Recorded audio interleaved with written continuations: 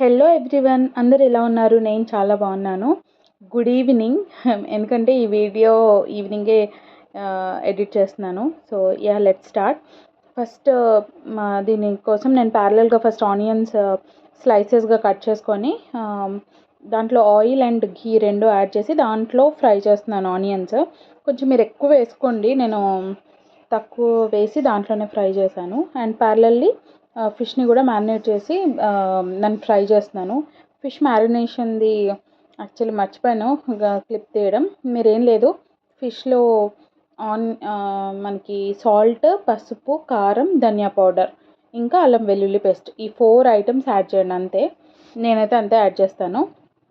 కొంచెం ఒకవేళ కొంతమంది ఫిష్ మసాలా ఇవి యాడ్ చేసుకుంటారు. సో అలా అవైలబుల్ ఉంటే మీరు అవి యాడ్ చేసుకోండి. నేను ఎప్పుడూ యాడ్ చేయను అవన్నీ. సో అటు ఫిష్ ఫ్రై అవుతున్నప్పుడే మళ్ళీ ఇంకో వైపు రైస్ కోసం వాటర్ బాయిల్కి పెట్టేశాను అనమాట. సో వాటర్ తీసుకోండి. తీసుకున్న తర్వాత దాంట్లో షాజీరా, ఇలైచి, లవంగం, ఈ బిర్యానీ ఆకు, ఇంకా స్టార్ పువ్వు, ఇంకా బిర్యానీలో మనం ఏమేమి వేస్తామో అవన్నీ వేసుకోండి. దాని తర్వాత కొంచెం సాల్ట్ వేసుకోండి. ఎందుకంటే మనం మెయిన్ బిర్యానీకి దీంట్లో వేసే సాల్ట్ వల్లే మనకి టేస్ట్ వస్తుంది.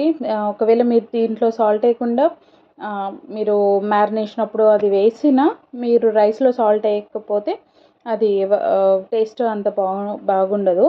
సో మీరు వాటర్లో కూడా మీరు టేస్ట్ చేయండి. అంటే వాటర్ కొంచెం సేపు బాయిల్ అయిన తర్వాత మీకు టేస్ట్ తెలుస్తుంది. సో అప్పుడు మీరు దాన్ని బట్టి డిసైడ్ అవ్వచ్చు.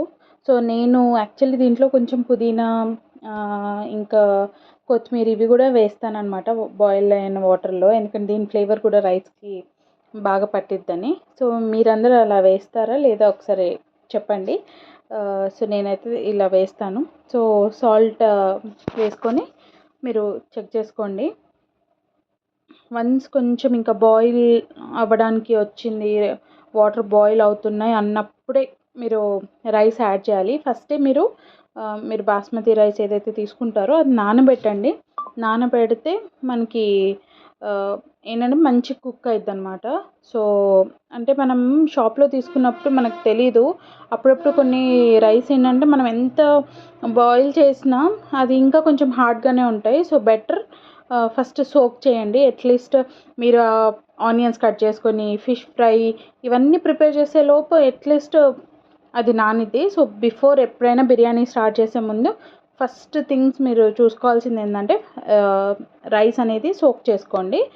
ఇంకా దాని తర్వాత మీరు ప్రిపరేషన్ స్టార్ట్ చేయండి. ఇవన్నీ చాలా సింపుల్ అండి. యాక్చువల్లీ మ్యారినేషన్ అండ్ మనం సోక్ చేస్తే చాలు.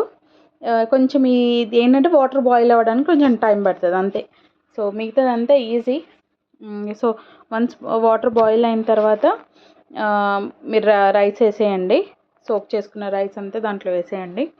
సో ఈ టైంలో కూడా మీరు వాటర్ టేస్ట్ చేయొచ్చు, సాల్ట్ ఉందా లేదా, సరిపోయిందా అని. ఓకే.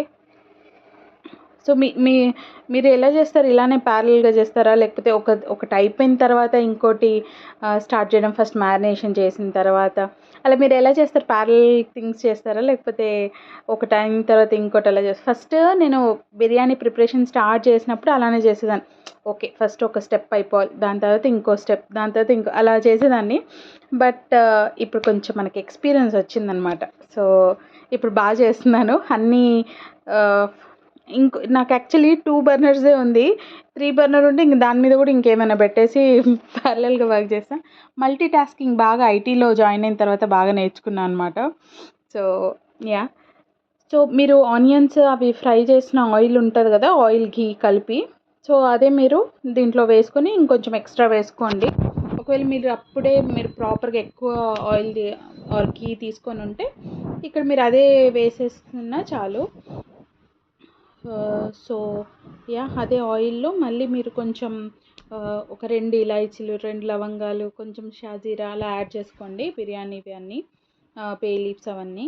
యాక్చువల్లీ ఇక్కడ చిన్న అంటే ఇంకా హ్యూమన్స్ అన్నప్పుడు పొరపాట్లు చేయడం ఈజీ అంతే కదా, అది తప్పదు. సో యాక్చువల్లీ ఏమైందంటే అది బ్రౌన్ ఆనియన్స్ కాదు, బ్లాక్ ఆనియన్స్ లాగా ఉన్నాయి.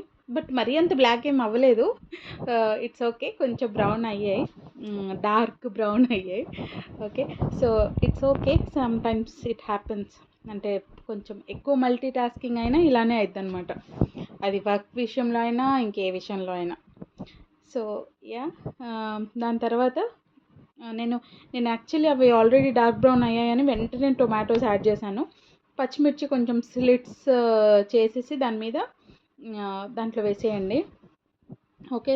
దాని తర్వాత పుదీనా, కొత్తిమీర, కొంచెం నేను కరివేపాకు కూడా యాడ్ చేస్తాను. ఇంతకుముందు చెప్పినట్టు మీకు నేను యాడ్ చేస్తానన్నమాట.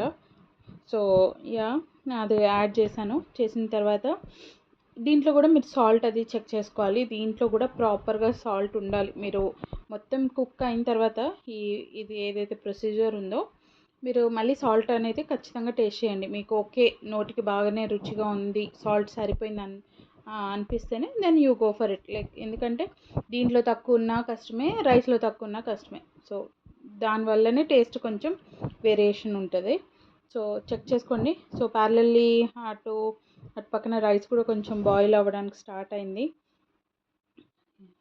సో ఒక్కసారి మధ్యలో ఒకసారి కలపండి.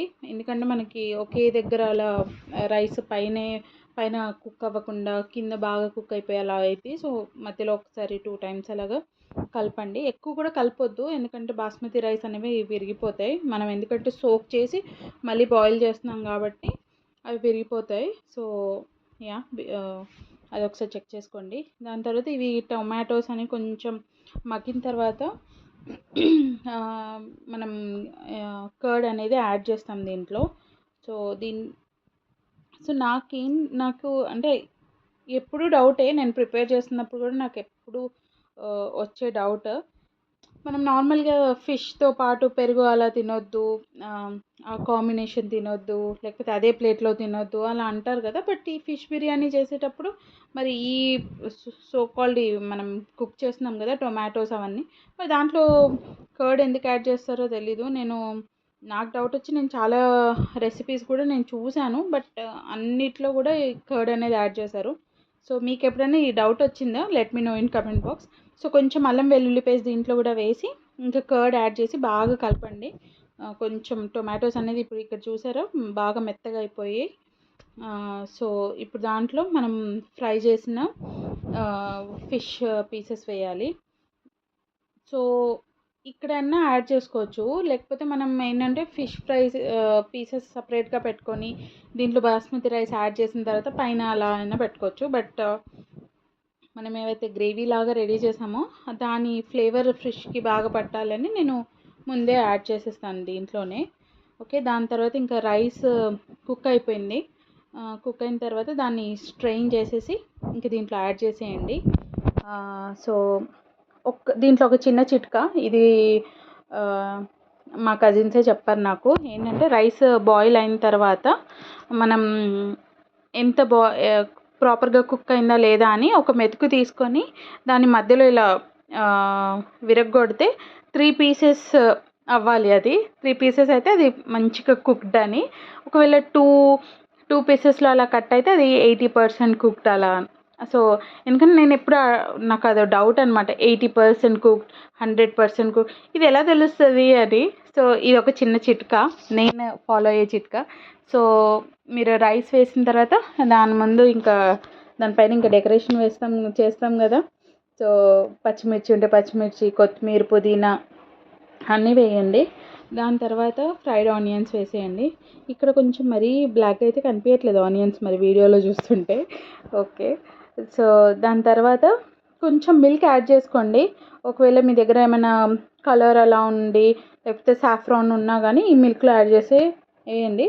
నేను ఈ బిర్యానీనే కాదు, చికెన్ బిర్యానీ చేసిన, మటన్ చేసిన, ఏది చేసినా నేను కొంచెం మిల్క్ బాయిల్ అయ్యి చల్లగైన మిల్క్ ఖచ్చితంగా యాడ్ చేస్తాను. దాని తర్వాత ఇంక ఇవన్నీ అయిన తర్వాత కవర్ చేసేయండి. కవర్ చేసి మీరు నార్మల్గా సిమ్లో అలా పెట్టి, ఎందుకంటే మనం ఆల్రెడీ అన్నీ కుక్డ్, రైస్ కూడా ప్రాపర్ కుక్డ్దే వేస్తున్నాం. ఇంకా కింద ఏదైతే గ్రేవీ లాగా ప్రిపేర్ చేసామో అది కూడా ప్రాపర్ కుక్ అయిన తర్వాతే. సో మనకి ఎక్కువ టైం పట్టదు అనమాట ఇది ప్రిపేర్ చేయడానికి. అదే ఒకవేళ చికెన్ దమ్ బిర్యానీ అలా అయితే దాని ప్రొసీజర్ వేరు మళ్ళీ. సో యా మీరు ఐరన్ తవ్వ మీద కూడా అలా పెట్టుకోవచ్చు, సిమ్లో పెట్టి అలా కొంచెం సేపు. సో అదండి, ఇక్కడ చూడండి రెడీ అయిపోయింది. అసలు అసలు ఆ రైస్ చూసారా ఎంత ప్రాపర్గా కుక్ అయిందో, మంచిగా పూసల్లాగా ఎలా వస్తుందో, పూసల్లాగా అంటారో ఏమంటారో. So ya, that's all. Thank you, bye. నచ్చితే సబ్స్క్రైబ్ చేయండి.